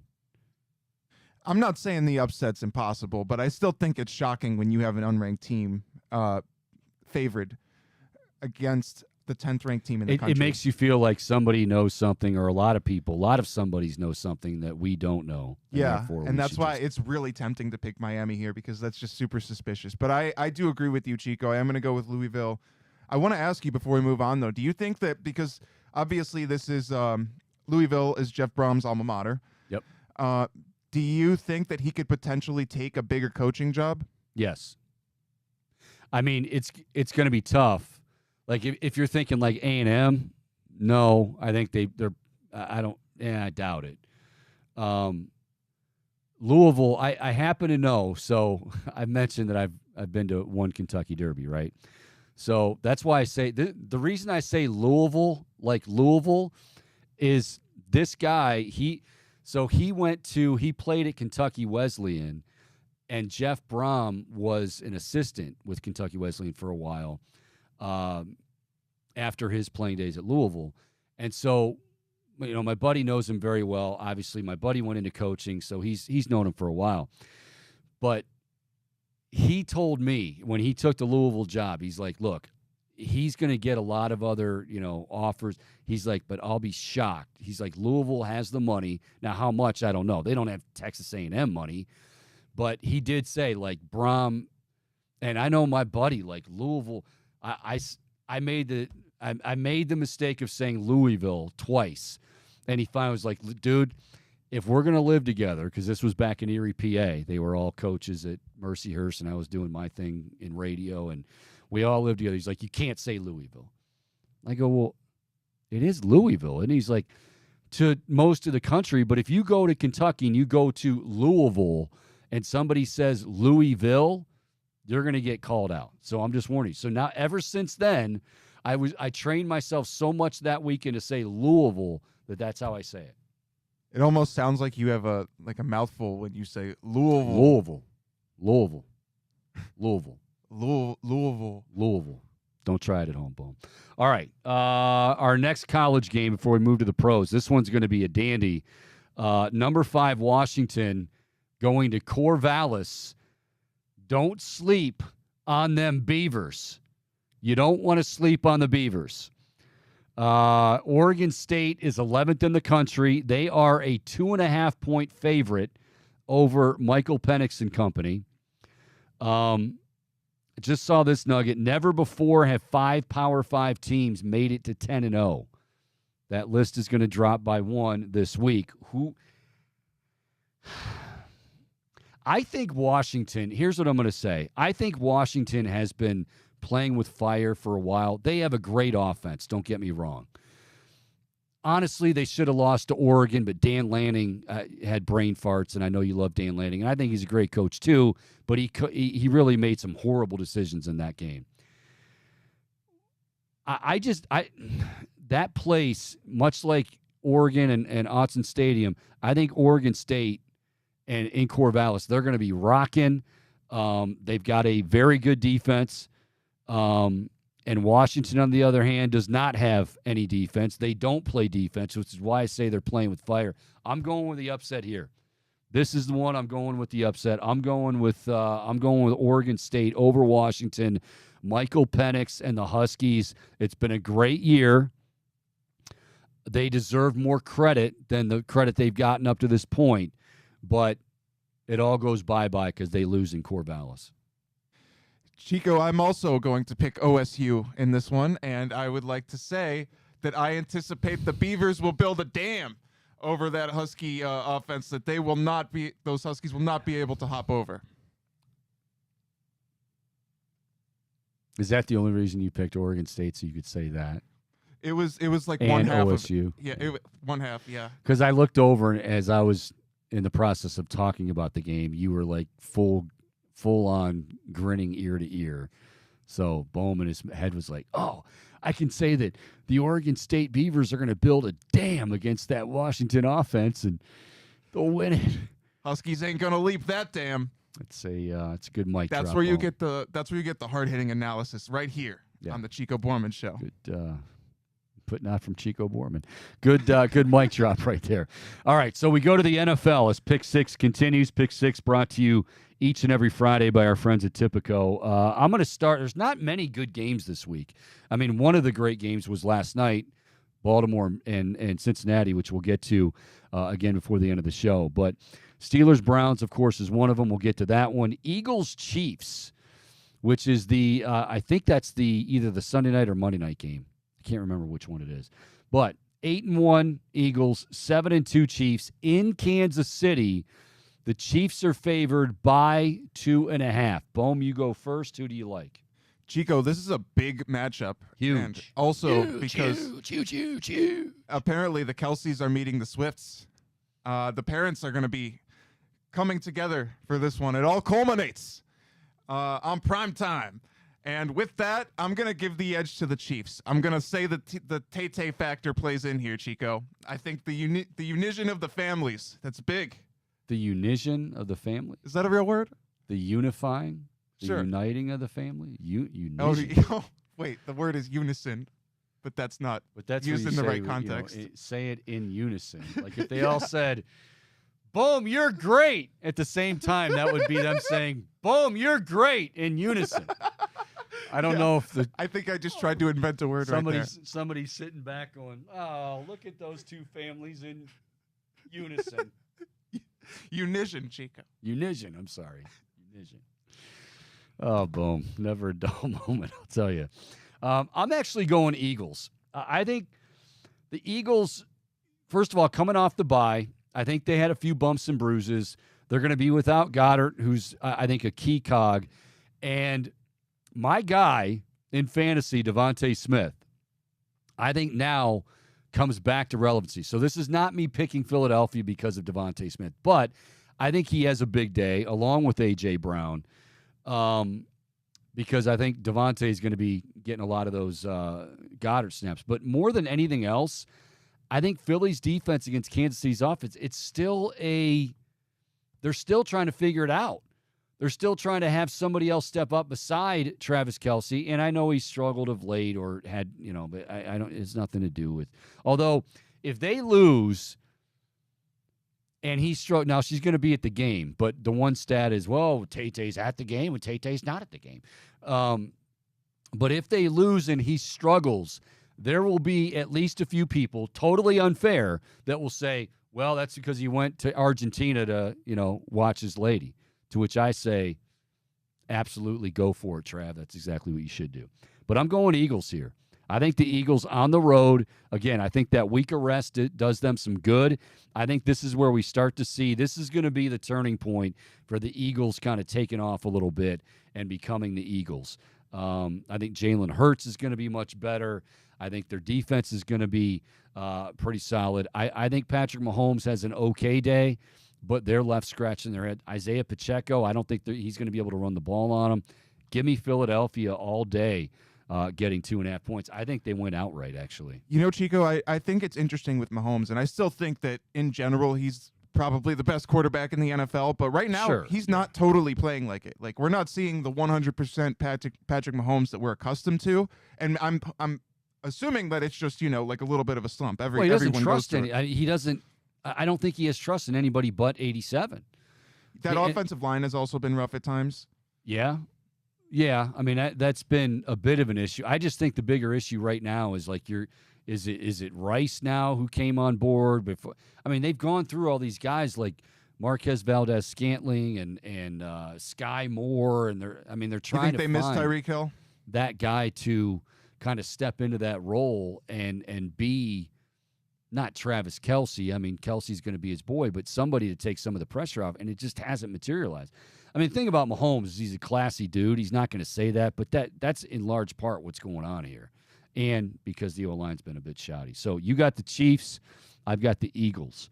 Our next game, not a great game, but I'll tell you why I picked this game as one of our Pick 6 games brought to you by Tipico. The Jags right now are an enigma. I don't know what the Jaguars are. It's not that they lost to San Francisco. It's that they didn't have any business even being on the field with San Francisco.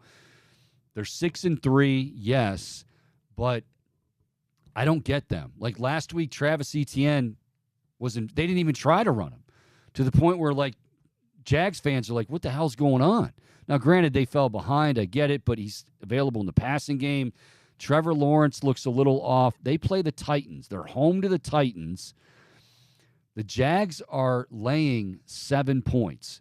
Now, I know the Titans are 3-6. I know the Titans aren't heading to the playoffs anytime soon, but I think the Titans play this game close enough that I'll take the Titans getting 7 points. Jags might win outright, but if you're telling me I get 7 with Mike Vrabel's group, give it to me. I'll take the Titans plus 7. Yeah, that's a healthy spread right there, Chico. That is healthy, Bone. Very healthy. Yeah. Yeah, so I do expect this to be a little bit of a bounce back game for Will Levis. Now, Trevor Lawrence, you're right. I don't know what's going on, because at the start of the year, I thought he was really going to take that next step as becoming an elite quarterback, and he just hasn't done that thus far. And I don't know. I don't necessarily put that all on him. It's just kind of a curious situation to me. Not sure what's going on, but yeah, I'm with you, Chico. I'm going to take the Titans with that 7-point spread. Okay. Next up, before we get to the Steelers and the Browns to wrap this up, Chargers and the Packers. Speaking of teams that you can't figure out, the Chargers are 4-5, or maybe we should stop saying we can't figure them out. This is what they are. Every year you're going to have high expectations, and every year they're going to disappoint you. I don't think Brandon Staley's going to be around next year. I could be wrong. You certainly don't hope that to be the case. He's a local guy, but Chargers 4-5 on the road at Green Bay. The Packers are getting 3 at home. Packers are 3-6. Jordan Love is he's not good. He's not good at all. I actually think, and I know this is dangerous, but I think getting away from LA is going to kind of maybe allow the Chargers to relax a little bit. They're too good of a football team. I think they win, but I think they win big. I think they win outright. I'm going to take the Chargers winning by 10 to 14 points on the road at Green Bay. Packers are, again, laying 3 points. Or, excuse me, getting 3 points. Yeah, Chico, I'm going to take the Chargers. I just don't think that they're going to snatch defeat from the jaws of victory in this one. You always have one of those in your side pocket. I do love that one. Yeah. But the interesting thing, I think Jordan Love is like not an awful quarterback. He just makes some bad throws. He's almost like very Jameis Winston-esque in that you see he can make a lot of big-time throws. He had a lot last week against Pittsburgh, Chico, but then he threw that costly interception at the end to blow it. But he was moving that offense down the field at times. Like he could push it. And then it's just too like hit or miss. But I would probably take Jordan Love over DTR right now. I feel like that's not saying much. Well, I don't know. Yeah, I don't know. I need to see. First of all, we all need to see DTR on Sunday because we can't. I don't think DTR from the Baltimore game. Before we get to this here in a moment, I don't think DTR from the Baltimore game is. I mean, that's all we have to go on. And was it ridiculously poor? Yes, but like. It's funny because what you've done with like Jordan Love, well, would you rather have this quarterback or DTR? You got to ask me this after this game because I need to see how much. I'm not expecting him to light the world on fire, but is he? He said it himself this week. DTR did. I'm no longer wide-eyed. I'm no longer like So, how does he do? Well, we'll find out. Steelers and the Browns. Oh baby, yeah, the rivalry's back. It means something. It means something not only to these two cities, but it means something to these two teams. It means something in the standings. It means something for the division, for the wild card. Certainly, I'll agree with the EK yesterday that the loser of this game is really going to be on the outside looking in as far as getting in wild card. The winner, most likely, and again, I'm just going to use 10 as the magic number. Not even talking about winning the division and getting in that way. But via wild card, the winner of this game is going to have 7 wins. And the Browns, as I mentioned, they're going to have their next 3 home games after Pitt, Jacksonville, Chicago, and the Jets. They can easily win 2 out of those 3. I shouldn't say easily. Nothing's easy in the NFL. But huge implications. I think the Browns defense, this stat, which deserves to get mentioned over and over and over again because it is truly unbelievable. But this stat with the Steelers being outgained in every single one of their 9 games this season and still winning 6 of those is, well, let's just say the law of averages. It eventually comes back to bite you. This defense is going to be ready. Miles is going to be ready. They're going to tee off. They're going to get some turnovers. They might even have a pick 6, but I think they make life very easy for Dorian Thompson-Robinson, hopefully early in this game with a few turnovers to shorten the field position. But it comes down to, does DTR take care of the football himself? Because, yes, you do have T.J. Watt, and you do have Minkah Fitzpatrick to worry about. Yeah, Browns. They're not losing this game. I think everything they've been through, and I'm not even saying that they win this game and DTR goes crazy, but I think DTR does just enough. We're talking about the Browns still being able to run the ball, which is a good thing, but we're talking again about a defense that really, really took out some frustration on the Steelers coming up on Sunday. Boom, who you got? Yeah, Chico, I'm with you. Rodney McLeod, Browns veteran defensive back, was on Come Get Some with Greg and Blake Williams. You can catch here on Big Play. Great show. Earlier in the week. And they did talk about, like, is revenge something that's on your mind in a matchup like this? Obviously, losing Nick Chubb in that first game, and you lose in a way where you felt like you should have emerged victorious from that game. And he admitted, like, yeah, this is a little bit personal for us. And, the Coach Prime reference a little bit, but It sounded like there is an extra chip on their shoulder for a number of reasons, and namely, you don't want to lose to a divisional foe twice. What was that spread again, Chico? That spread, right? The latest one I got from Typico is Browns -1. I'm totally taking that. I don't know if that's changed or if it's 2.5 or it's been crazy since Deshaun went down. I mean, it went from 4. I believe it went from the Browns laying 4 to the Browns getting 1 to the Browns getting laying 2 to the Browns now laying 1. But it teeter-tottering might have changed. Yes, Bo. Well, give me the Browns. We'll do that, Bo. Thank you. Thank you. All right, so that is, again, Pick 6 brought to you by friends at Typico. If you need bet credits for football season, well, we got the answer for you. Big Play Network presented by Typico Sportsbook. Typico Sportsbook app has your traditional bets like the money line, spread, and point totals. Also, lock in player props. Check out our Big Play boosts every single week to back your favorite Cleveland teams and athletes with the best odds in Ohio. Get in the action. Load up for football season using promo code CHICO150. That's CHICO150 to get $150 in bet credits on us plus a $30 dog pound bet. Bet with the Big Play crew all season long with Typico Sportsbook. All right, as we wind things down on this Friday, obviously the big game last night really, and I'm not saying whether Baltimore won or lost, and they won, of course. Whoever won or lost, I mean, it was still okay. It was going to have implications, and Cincinnati would be in the spot they're in, still 5-5, and that's a precarious position to be in with all these teams jumbled up. But it's not just Baltimore won that game. It's what lies ahead for these teams. And, you know, the Browns experienced it this week with Deshaun Watson, and I think the Ravens, granted it's not Lamar Jackson, but Mark Andrews is a pretty close second. He is, and you all you needed to see was Lamar Jackson's reaction to losing Mark Andrews, and could kind of tell like it was a lot more than just a rolled ankle, questionable to come back. Like he knew it was bad, and he's out for the season. So a key cog in that offense. Now, if there's a team that has earned the right to get the benefit of the doubt to, deal with adversity and to do what they need to do, yes. But Mark Andrews, at the end of the day, you can't just, put Isaiah Likely or a combination of and do what he does for Lamar and that offense. So that's big. But then if you're the Bengals right now, oh boy, I still haven't heard any updates on Joe Burrow, and I'm sure they're doing their due diligence and trying to figure out exactly second, third opinions. But it didn't look good.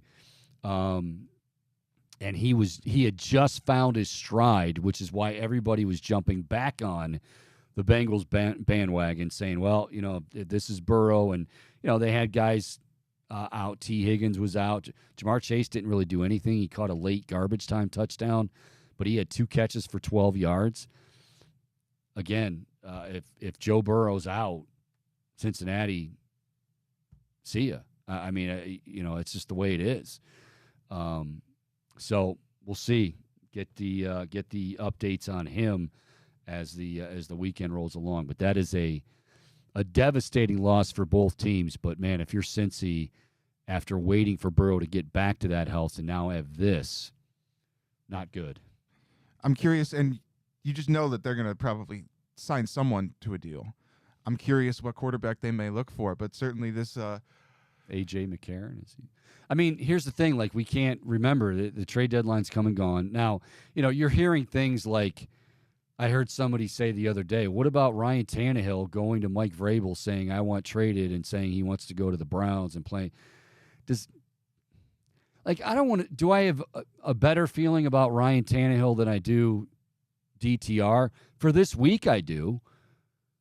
But I don't know, let's see what DTR can do on Sunday.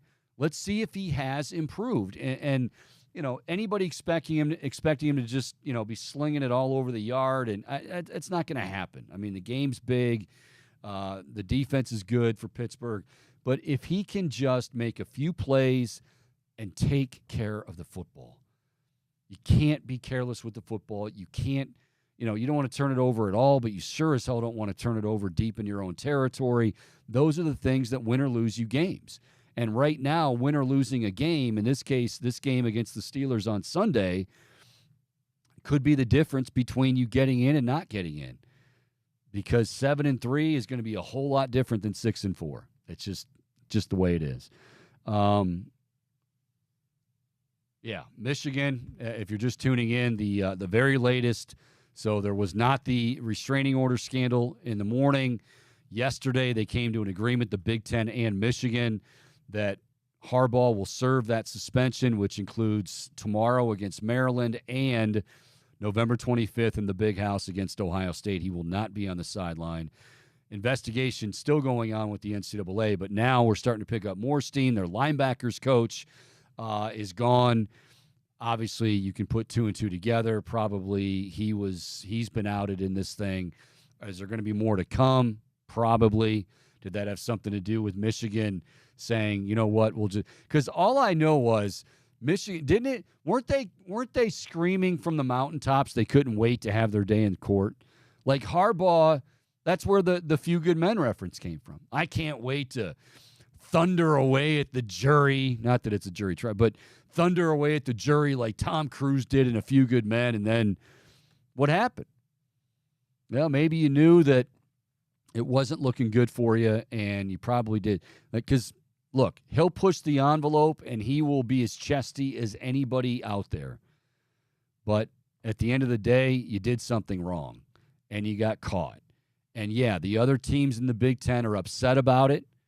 They're very upset about it. They should be upset about it. Like, I love how mainly just people from Michigan are saying, well, they're really, what are you guys so upset? You broke a rule that is really, really all about integrity of the game. So, hell yeah, they're going to be upset. At some point, they better own it. At some point, you got to say, you can't just say, well, rogue operative or everybody's doing it. Own it. Will they? I don't know. I'm sure Desmond will have another interesting chapter for us tomorrow on game day, but it's going to be interesting, going to be crazy. Cavs back in action tonight. They've got 7 of their next 8 games at home. They've got the Pistons tonight. Pistons have been awful. Not that I expected them to be much better, but they're like 2-10 on the season. Darius Garland, is he going to play with the neck? I haven't heard. Isaac Okoro, I think they desperately need him. He's defensive prowess on that side of the ball, but hopefully this will kickstart. They had a good win the other night. Portland's not good, but the Cavs did what they needed to do from the opening tip and got after Portland and secured that victory. Now, can you carry that over to the home court? 7 of your next 8, as I mentioned. Can you get some guys healthy? Can you get them on the same page? Can Evan Mobley start to develop that jumper that everybody wants to see? Well, we shall see. We shall find out. Now, nonetheless, it's going to be a fun weekend. Certainly, we get back here on Monday at noon. Hell, Monday at 9, Matt Fontana is going to be talking all about it. I'll be talking about it from noon to 2. This is why we love the rivalry. This is why we love our Browns and sports in this town, because this game means a ton. For many years, it didn't. Now it does, and I think you're going to get, to quote Kevin Stefanski, a full-throated effort. Thank you to our guests today, who, of course, Daniel Wallach with the Wallach Legal Firm, legal analyst for The Athletic, and also Bill Landis from the Rivals.com and Dotting the I's for talking Ohio State as they get set to take on Minnesota tomorrow. I'm Mike Chico Borman for Michael Bohm, all of us here at Big Play Sports. Until Monday, enjoy your weekend, everybody. See ya.